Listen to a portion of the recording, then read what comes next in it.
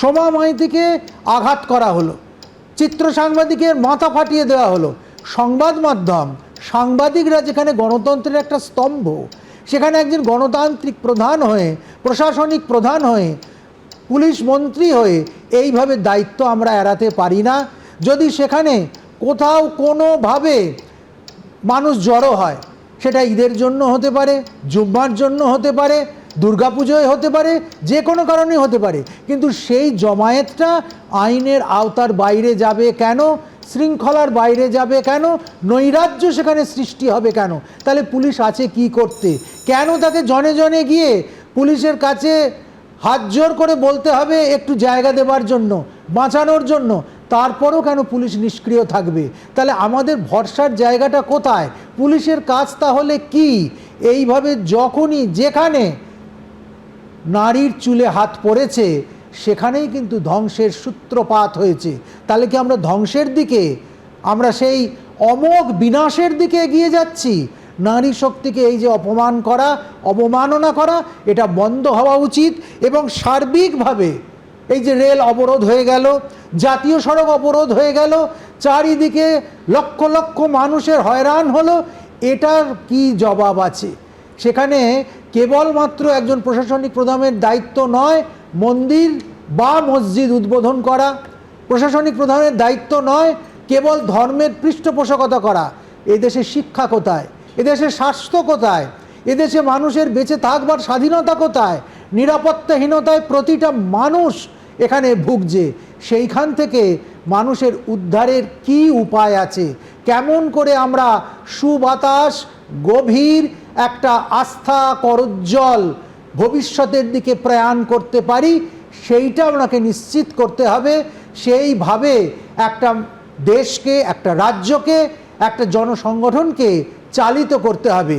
পরস্পরের দিকে পরস্পরকে লেলিয়ে দেওয়া একটা দিশাহীন রাজনীতির পরিচয়। যারা করবে, যাদের সঙ্গে করবে, রাজনীতির অন্তরে যদি দিশা না থাকে, তাহলে কিন্তু এই রক্তপাত, এই হত্যা, এই হানাহানি, এই নারী নির্যাতন, এটা চলতেই থাকবে। আমি চাইব একজন ধর্মগুরু হিসেবে এবং সম্প্রতি জগৎগুরুর পদে অধিষ্ঠিত হবার পর হিন্দু ধর্মের পক্ষ থেকে বলতে, যে কোথাও যেন কোনোভাবে হিন্দুরা আক্রান্ত না হয়, মুসলিমরাও আক্রান্ত না হয়, কোথাও কোনো সংখ্যালঘু আক্রান্ত না হয়। আসলে যে জায়গায় হয়েছে ওখানে হিন্দুরা তো সংখ্যালঘু। এবং আমরা কিছুদিন আগে বলতেও শুনেছি যে 30 আর 70-এর একটা হিসেব। আজকে কি সেই 30-এর হিসেবে সেখানে আমাদের হিন্দু এক মহিলাকে এইভাবে পর্যুদস্ত, হেনস্থা হতে হলো? এটাও প্রশ্ন থেকে যাচ্ছে। আসল কথা, মানুষকে মানুষের পরিচয় নিয়ে বাঁচতে দিতে হবে। প্রশাসনকে প্রশাসনিক পথে, আইনের পথে, রাজনীতিকে রাজার নীতি নিয়ে নয়, নীতির রাজা হয়ে চলতে হবে, যাতে মানুষ রাজনৈতিক নেতাদের কাছে এসে একটু স্বস্তি পায়, তার নির্দিষ্ট পরিষেবা পায়। শিক্ষা, স্বাস্থ্য, সংগঠন এবং নাগরিক চেতনা বৃদ্ধি করতে হবে।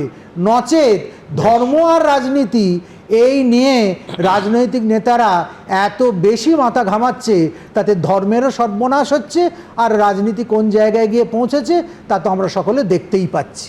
অনেক ধন্যবাদ আপনাকে। দাদা, ধর্ম নিরপেক্ষতা এবং নাগরিকতা, মানুষের কথা অসামান্যভাবে যখন বলছেন, তখনই কোথাও আর একটা মহারাজ এটা মিস করে গেলেন যে ওই হিন্দু 70 বলে বা হিন্দু 30 বলেই কি একটা সমস্যা হলো? অর্থাৎ কোথাও গিয়ে তিনিও সেই ফ্যাসাদের কথাটাই কিন্তু তুলে ধরলেন।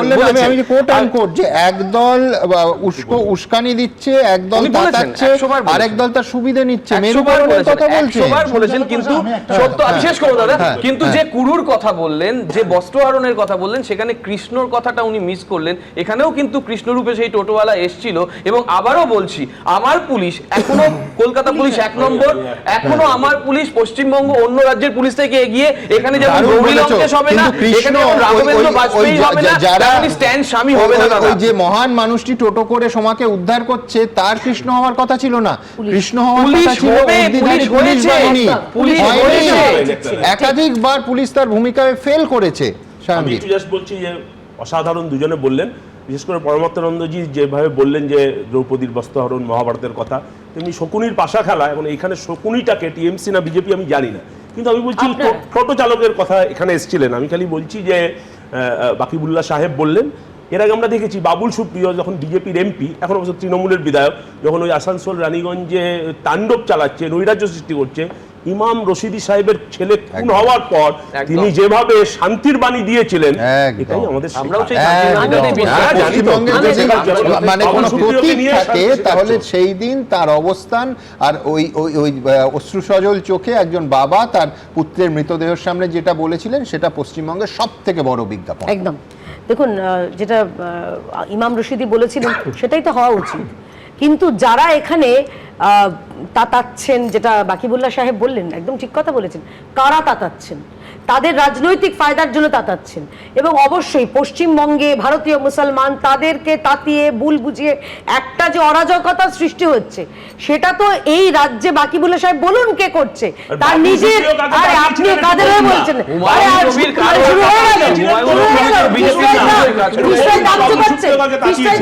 এবং শেষে একটা কথা বলি, উনি একটা অত্যন্ত একটা অভিযোগ এনেছেন, আমি ওনাকে কয়েকটা নাম মনে করে দিই বাকিবুল্লাহ সাহেবকে।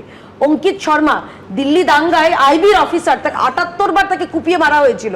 এই গত বছর একটা ছেলে, সে দুর্গাপুজোর বোধহয় ভাসানের সময় সে একজনের বাড়িতে একটা গেরুয়া পতাকা তোলানোর জন্য তাকে সেখানকার কুপিয়ে তাকে খুন করা হয়েছে।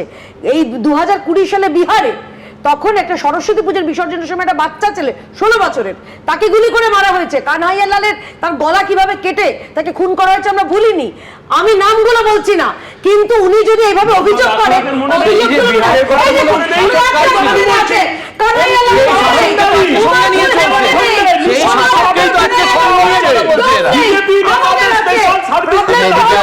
পাশাপাশি এটাও মনে করি দেবো, এক সেকেন্ড, পাশাপাশি আমাদের এই দেশের জন্যই, দেশের জন্য ঝন্টু আলী শেখরা প্রাণ দেয়। আপনি লক্ষ্য করে দেখলেন আজকে বেলডাঙ্গায় যারা ঘন্টার পর ঘন্টা অবরোধ করলো, এই ধরনের অত্যাচার করলো, সব অল্প বয়সী ছেলে, সব 20, 22, 21 বছরের ছেলে। কাজ নেই, কেউ কেউ আপনার ক্যামেরাতে বলেওছে যে কাজ নেই জন্য বাইরের রাজ্যে যেতে হয়, এই রাজ্যে কাজ পাই না, কাজ দিতে পারে না, আমাদের রাজনীতিবিদরা কাজ দিতে পারে না, অথচ তারা বাংলায় এগিয়ে, পশ্চিমবাংলায় এগিয়ে এই নিয়ে বিজ্ঞাপন দেয়। বাড়ি বাড়িতে বেকার, বাড়ি বাড়ির লোকরা বাধ্য হয় পরিযায়ী শ্রমিক হয়ে যেতে, আর যারা এখানে পড়ে থাকে তারা রাজনৈতিক নেতাদের আশপাশে ঘুরে হয়তো কোনো রকম করে সিন্ডিকেটের মধ্যে ঢুকে গিয়ে কিছু রোজগার করলো, কোনো একটা বরাদ্দ পড়লো, সেখান থেকে রোজগার করলো। এই লোকগুলোকে না আমি শিক্ষা দিতে পেরেছি, না এগুলোকে, এই মানুষগুলোকে কর্মসংস্থান দিতে পেরেছি, তার ফলশ্রুতি কিন্তু আজকে এই ধরনের একটা অরাজক পরিস্থিতি। আমি বাকিবুল্লাহ সাহেব একটা তাতানোর কথা বলেছেন, মহারাজ 70%, 30% কথা বলেছে। আমি শুধু একটা কথা বলবো, যে ব্যক্তিটি এটা বলেছিলেন যে আমরা এখানে 70%, ওরা 30%, ওদেরকে গঙ্গায় ভাসিয়ে দিতে 1 ঘন্টা সময় লাগবে না, সেই লোকটিকে কে তখন যে দলে ছিলেন সেই দল থেকে কি বহিষ্কার করা হয়েছিল বা তার বিরুদ্ধে কোনো ব্যবস্থা নেওয়া হয়েছিল? না, ওপেন কন্ডেম করা হয়েছিল। না, একটা বলুন যে নন্দীগ্রামে 70-30 ওখানে গিয়ে পিঠ চাপড়ান। আমাকে শেষ করতে দিন, নন্দীগ্রামে 30-70 বলবেন না শেষ করতে দিন, তারপর 25 আমাকে একটু বলে দিন, তাহলে তো ভালো লাগবে। আমাকে শেষ করতে দিন। কিন্তু এই লোকটা যখন অন্য কথা, মসজিদ তৈরির কথা বলল, মমতা ব্যানার্জি যদি জগন্নাথ মন্দির তৈরি করতে পারে, মহাকাল মন্দির তৈরি করতে পারে, নাম নিয়ে প্রবলেম আছে দাদা, ভুল কথা বলবেন না বাবা। এখানে বারংবার বক্তব্য দেওয়া হয়েছে, আমরা কেন মসজিদের বিরোধিতা করছি না, কখনো করছি না, কিন্তু সাতদীপ রক্ষা যখন বলে আমাদের জেতার জন্য আইএম, ওএসি সেটা সবাই সাহায্য করেছিল, তখন আপনাদের বক্তব্য শোনা যায় না। যখন নন্দীগ্রাম থেকে শুভেন্দু অধিকারী বলেন 70-30 কথা, তখন আপনার কথা শোনা যায় না স্যার। এই পার্থক্যের জন্যই ন্যারেটিভ সেটটা আরো গন্ডগোল হয়।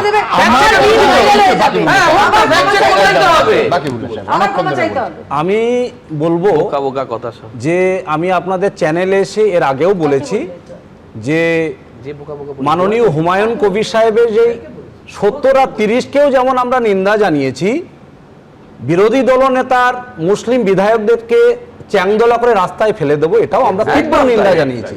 আর আমি বলবো, আমি বিশেষ করে কিয়াদির কাছে বলবো যে আপনি যে দলের প্রতিনিধিত্ব করছেন, আপনি বলুন আপনার দলের বিধায়ক অত্যন্ত সম্মানীয় কবি অসীম সরকার, আপনি বলুন কোনো জনপ্রতিনিধি সে যে দলেরই হোক না কেন, তৃণমূল হোক, বিজেপি হোক, সিপিএম হোক, যে দলেরই হোক, কোনো একটা নির্দিষ্ট ধর্মের ধর্মগ্রন্থ নিয়ে এরকম বাজে মন্তব্য করতে পারে? আপনি সমর্থন করেন? আমরাই তো আমরা কন্ডেম করেছি। আমরা ভারতীয় জনতা তাই পার্টি, আমরা বলি, আমি দায়িত্ব নিয়ে আমি বলছি, তাই আমি আমরা তো বলি, অফিশিয়াল প্রতিনিধি, আমরা বলি। কন্ডেম করেছি। এবং বিজেপি সমস্ত সবাইকে একটু বলতে সম্মান দেন করে। না, আমাকে একটু আমি বলতে দেন। অন ক্যামেরা বলছি। আমি বলি, একটু বলতে দেন। অত্যন্ত আমরা যারা কোরআনকে নিয়ে বিরূপ মন্তব্য করে যারা তাদের যেন ব্যক্তি, আমরা ব্যক্তি। তীব্র নিন্দা জানাই। রামায়ণ, মহাভারত, গীতা, অন্য ধর্মের ধর্মগ্রন্থ নিয়েও যারা বাজে মন্তব্য করে তাদেরকেও আমরা তীব্র ধন্যবাদ, ধন্যবাদ। একদম ভালোবাসে, অন্য ধর্মের বিন্দুমাত্র অপমান করার অধিকার নেই এবং প্রয়োজনও নেই। এবিপি আনন্দ, এগিয়ে থাকে, এগিয়ে রাখে।